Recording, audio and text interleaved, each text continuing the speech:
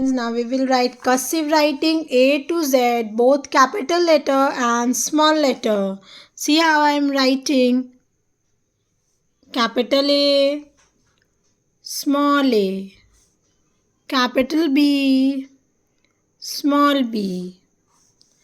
Now capital C, small c. Capital D, small d. Now capital E, small e. Capital F, small f. Capital G, small g. Capital H, small h. Capital I, small I. Capital J, small j. Capital K, small k. Capital L, small l.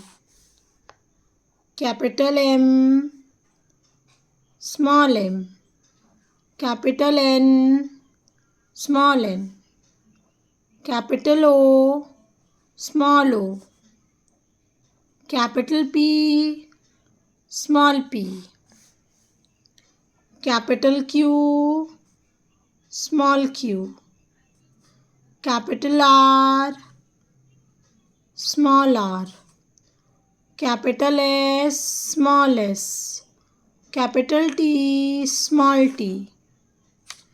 Now capital U, small u. Capital V, small v. Capital W, small w. Capital Y, small y. Last one, capital Z, small z.